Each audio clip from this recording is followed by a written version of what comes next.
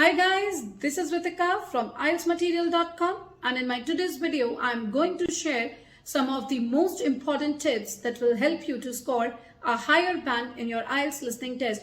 Do you want to score a higher band? Then do watch this video.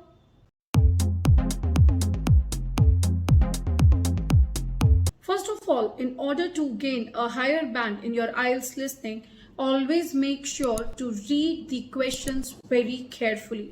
Don't read them just for the sake of reading it. You get 30 seconds to read the question, so use that time optimally. Read the questions carefully, understand what you need to hear, and try to predict your answer. If you are able to do so, then definitely you will be able to spot the correct answer. So, mark my words, read the questions carefully.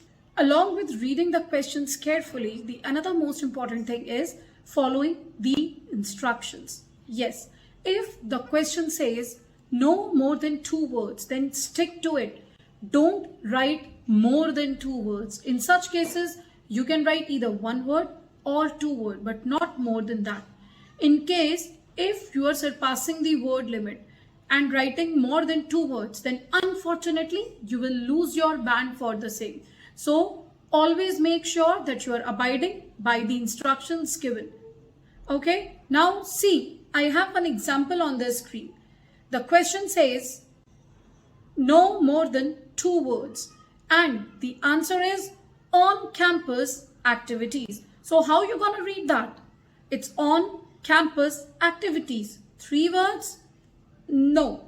Whenever there is a hyphen in between, then it will be counted as 1 word. So on campus would be the 1 word and activities would be the another word. So definitely the answer is correct. On campus activities. However, if instructions are the same and the answer written is paid 34%, then would it be correct? No, because paid is a word and 34 is a number. And what was the instruction saying? Instruction was saying no more than 2 words. That is why this answer is incorrect. So make sure to follow the instructions. Moving further, following the signposting languages is equally important. What are signpostings? Signpostings are basically words and phrases that help you to sync your audio with the text. For instance, the phrases like to begin with, let's start with, my next point is, or to sum up. These kind of phrases help you to identify on which question you have reached. So if you will listen the audio carefully and try to follow these signpostings, it will definitely help you to spot the correct answer, and you will avoid the chances of getting lost in between the audio that usually happens with most of these students, especially in section 4 of your listening test. So follow these signposting languages and then feel the difference, that how better you are able to extract out the answers. Okay, so follow that carefully. Now let me explain the same with a piece of conversation. There is one example over there on the screen. It is the conversation between an advisor and a student. The very first signposting which is being used here is let's start with cash. It means they are starting the conversation with cash. Now in the last line, in the last dialogue, see, there is another signpost which is the next thing is. Now if you will notice, the conversation between the first signpost and the second signpost is depicting clearly that till the time they haven't reached to the second signpost, they are talking, they are conversing about the same topic, and that is money. Once they said the next thing is, now the topic is going to change.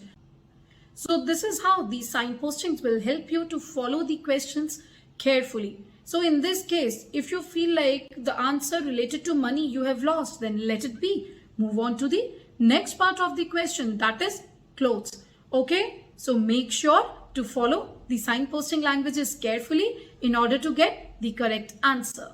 Okay, now move on to the most commonly pain area for many of the IELTS aspirants, and that is multiple choice questions in listening. I have a key for that. Whenever you get any multiple choice question, make sure to run the process of elimination. Most of the time, whenever you get multiple choice questions, so you people must have noticed that they're talking about all the options. Right. So whenever you are listening to the audio, in order to find the correct answer, keep eliminating the wrong ones. As the audio progressed, keep marking, okay, no, D is the incorrect answer, C cannot be the answer.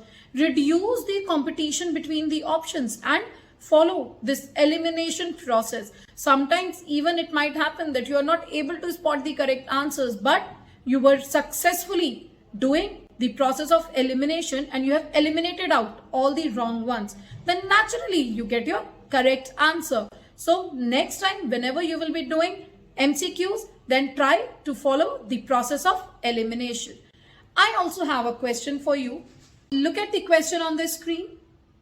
Yes, read the question, and now I'm going to play the audio for you so that you people can find the answer with the help of process of elimination. Should I play the audio now? Oh, and don't forget the drink.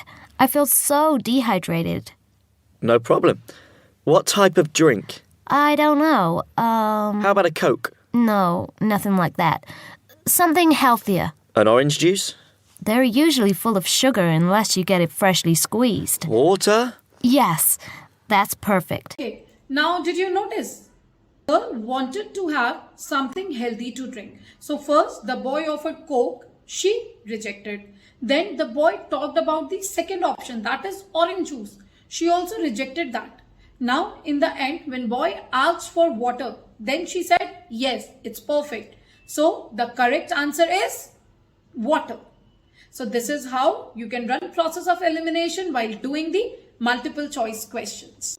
Another thing that to be taken care of is don't be in any rush while writing your answers. Sometimes what happens that students take out the information that they require and they write it immediately and take it as an answer. However, in some cases in your audio, you will notice that they're repeating the information and they're correcting what they have said before. So be aware of distractors. Many times it's seen that students are falling for these distractors and they end up writing the incorrect answer. So never ever do that. Listen to the required information carefully. Now see, there is one example on the screen. So it is a conversation between George and Amanda. What George is saying, the telephone number is 0789 234 567. And what Amanda is saying, oh sorry, did I say 567? It's 576. So this is how they have changed the number. So now what would be the correct answer? The correct answer would be 0789 234 576. So this is how you are supposed to find out the correct answer. So be aware of distractors and listen to the information carefully.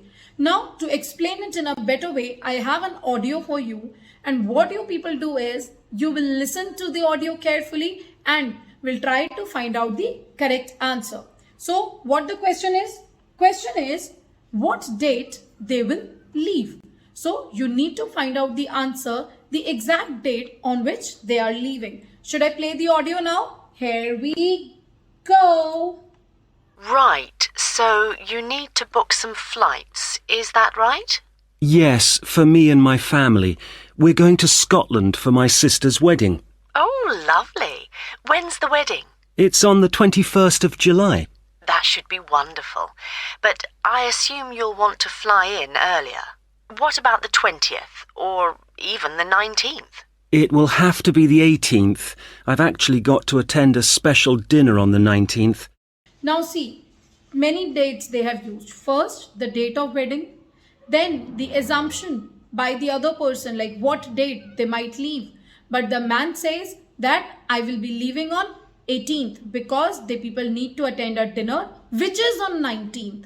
So what would be the correct date on which they are leaving? It's 18th. Last but not the least, make sure to understand the synonyms and antonyms used in the text or in the audio. Most often, whatever the words you are listening in the audio, they are usually paraphrased in the text that is given to you. So always try to build your vocabulary to enhance your understanding over the different words. Now for this also, to understand how do they paraphrase the content, I have a recording for you. You can see these 7 words on the screen. What you're going to do is you will listen to the audio and try to find out the synonyms that I'm saying in that audio. Shall we start that? Okay, let me start the audio for you. Here we go with the audio. IELTSmaterial.com listening practice. Early human hunters obtained their salt from eating animal meat. As they turned to agriculture and their diet changed, they found that salt, maybe as seawater, gave vegetables the same salty flavor they were accustomed to with meat. Over many millennia, they learned how salt helped to preserve food, heal wounds, and also cure hives. Nomadic bands would have carried salt with them and traded it with other bands for different goods. In ancient Rome, salt was a scarce and expensive commodity, and soldiers were even partly paid in salt, which is where the word salary comes from. The history of salt can be seen to have had a great impact on many aspects of life and culture across the globe. So now, what is the very first word? The very first word is acquired. Were you able to find out the synonym for that? Yes, it is obtained from. So now, in the same way, this is the task of the day for you all to find out the synonyms, and don't forget to put your correct answers into the comment box. I will share the correct answers soon with you all. Okay, so this is it from my side today. Check out our description box to know about the details of all the courses and e-material we are providing. And if you want more such tips, then don't forget to like and subscribe our channel. Thank you.